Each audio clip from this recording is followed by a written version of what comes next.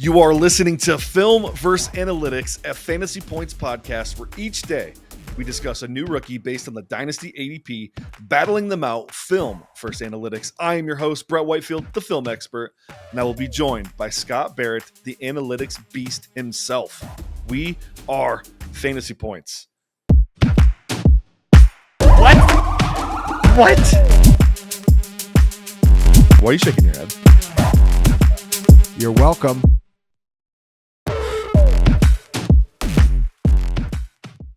We're about to talk about one of my guys, a war daddy, a true war daddy, the crowd pleaser, the teaser, Jack Bech, wide receiver, TCU. This is one of my favorite guys in the entire draft class across all positions, not just because he's good at football, but just a really likable guy here. So let's start it off. How you doing, man?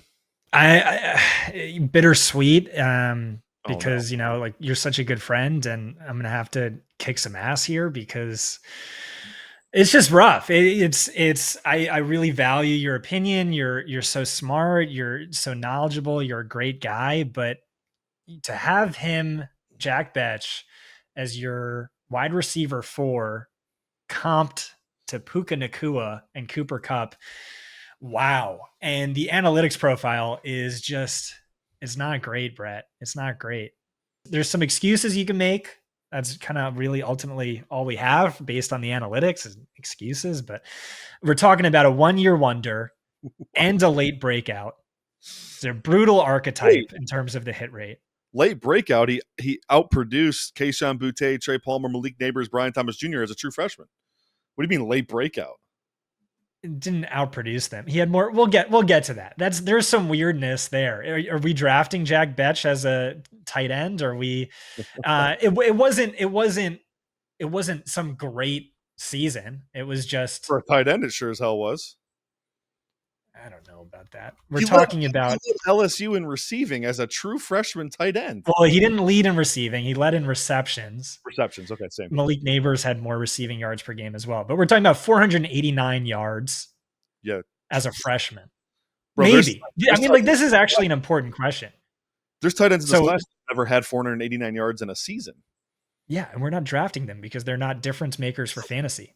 Jaray Jenkins had more receiving yards on that LSU team. Kayshon Boutte had more receiving yards on that LSU team, but and part of the production he racked up was like he wasn't just competing for routes against Neighbors, BTJ, Palmer, because he was playing that other position. But we'll get to that.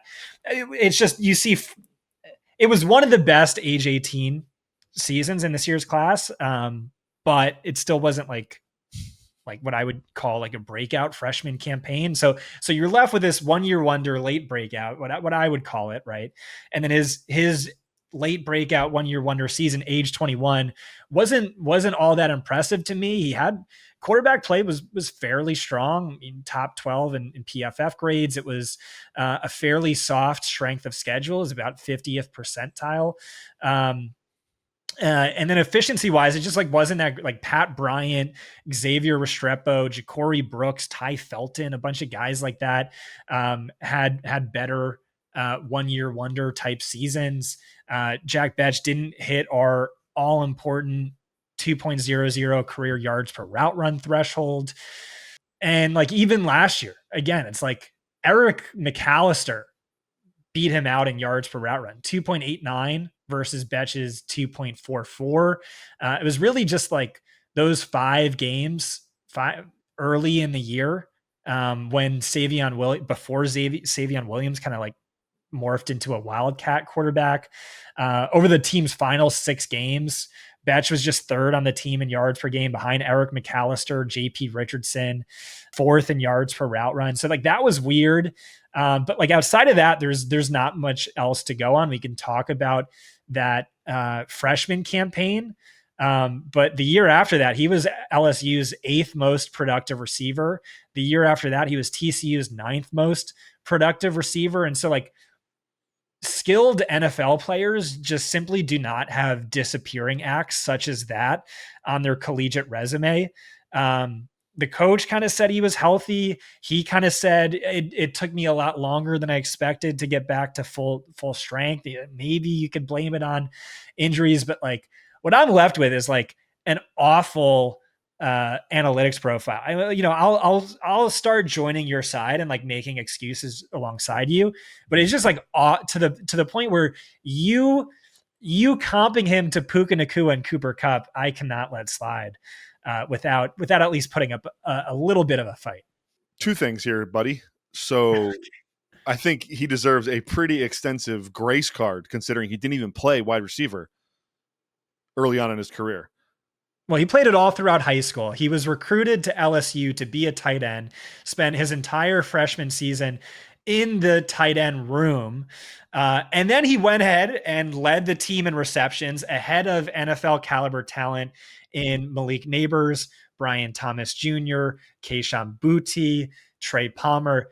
That's pretty cool. Like, that's really like he had no experience playing the position, immediately slid in, led the team. Like, I can't deny that's cool. Like, yeah, this is where it gets weird and murky, and there's like kind of really no comparison for it, but or no baseline. But yeah, that happened. So also there's that. I want to point out too, LSU listed him as a wide receiver his second year, but he was playing tight end. I went back and watched all the tape because I watch every snap a player played. He wasn't playing wide receiver; he's playing tight end still. So I don't care what he was a tight end. And then this is the classic. I haven't invoked this in the 12 episodes we've done so far this year. I've waited until this moment to say, watch the freaking tape, bro. Seriously.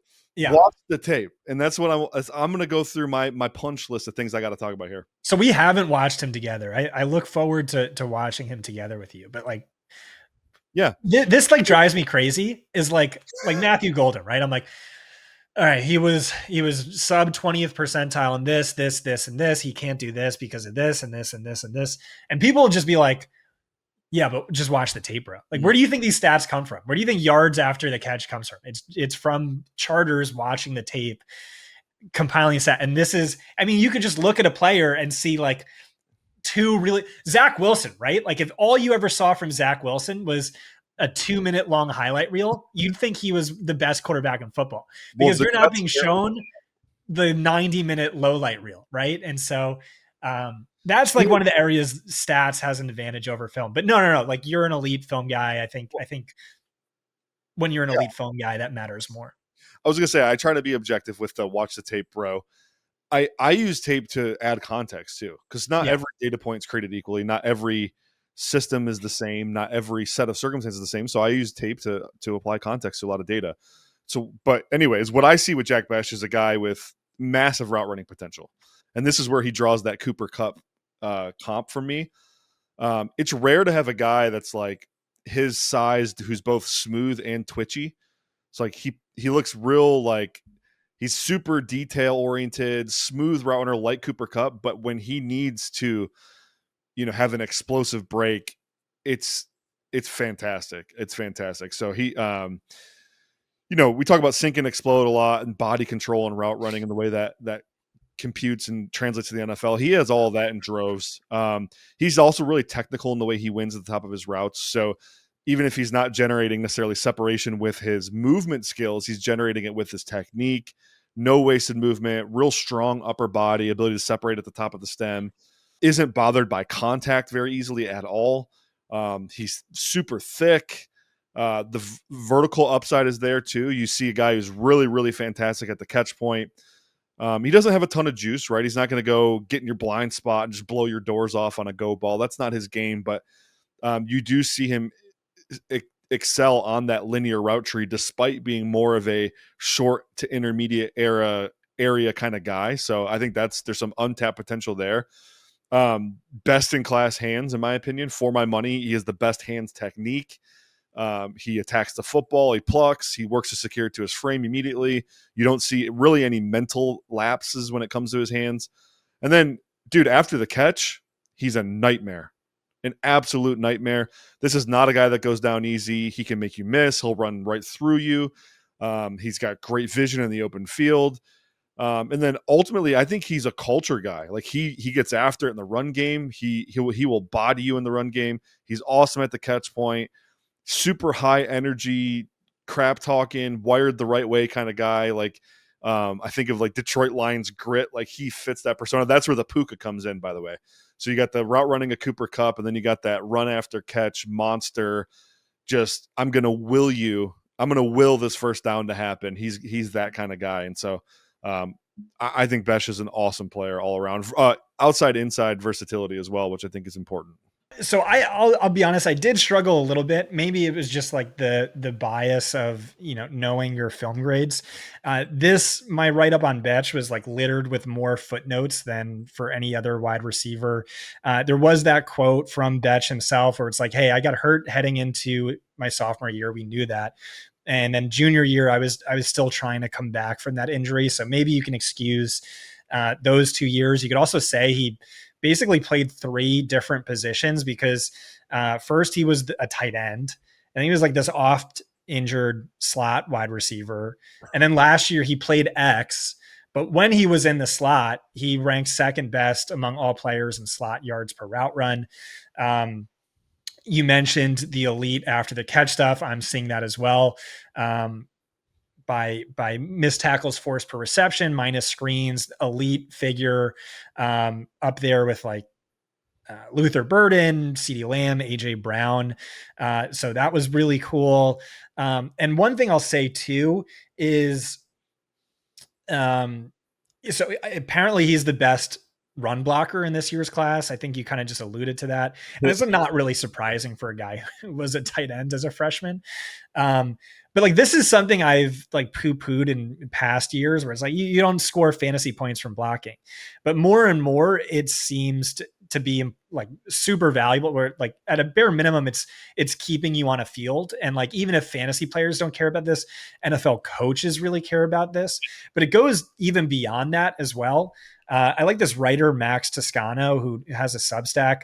He talks about how the NFL is we're no longer in the spread era. Like we're just pass heavy, 3 wide receivers on the field nonstop. We're in a post spread world that is more defined by positionless players, where you have these sort of do it all jokers who never come off the field. They can play multiple positions. They can be lined up anywhere. And it's such a strain on a defense. And it's so important that these players are strong blockers. He named Puka Nacua, Juwan Jennings, Amon-Ra St. Brown, Brock Bowers as these sorts of jokers.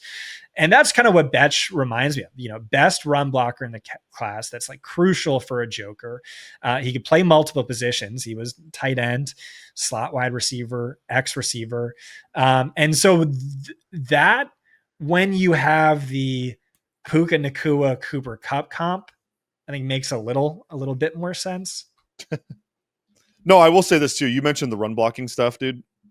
And I don't want to beat a dead horse here, but it is very important. And the thing it's most important for is something you care about a lot, and that's draft capital. A lot of times this is the differentiating fact. Like, teams will have a cluster of players that they like similarly, and it's who's the best culture fit, who's going to give us the most in the margins, and those are the tiebreakers between a Jack Bech and a Luther Burden. Maybe they see Bech as a better culture fit, so he might get higher draft capital. So I do think it's very important for that reason, for sure. Yeah. So where is he at for you? Wide receiver what? Wide receiver 10. 10. Good Lord. I'm sorry. Yeah. Do you have Trey Harris ahead of him? If you do, I'm quitting right now. One spot ahead. Yeah. I mean, the dude had the best yards per route run of all time. So I can't not, but like, yeah, add cost, like, please. Yeah. Bech over Harris a million times out of a million. Oh, my head hurts. We spent 24 minutes just burying Trey Harris's profile. Yeah, but the first 3 minutes of that, I was very complimentary. And then we did dogpiling. Oh, all right. Well, I'm much higher on Jack Bech, obviously. I buy into a lot of the more football-y and by the way, I'll admit his analytical profile sucks. I told you, like, back in January, we were going to be miles apart on Jack Bech, so it's no surprise that we are. I'm willing to look the other way because I see the football stuff, the X's and O's, ways you can use him, the culture stuff, even the story about his brother. Bro, I'm so endeared. Oh, I know. Man. Such a feel-good story. It is. And those guys tend to work out because they work harder than everybody else. So anyways, I'd probably be willing to spend a second round pick on him if the situation was right. So I don't know. What about you? I'm Second, just looking to see. you're third, fourth. I bet wide receiver 10. But Yeah, I mean, again, everything is relative to cost, and like, I'd much rather have him than a Trey Harris or Jalen Royals, or I think he is like wide receiver 14 right now, like behind Ricky White in Dynasty ADP. So, I mean, everything will change after the draft. Like that itself is just because like the NFL seems high on him based on projected draft capital.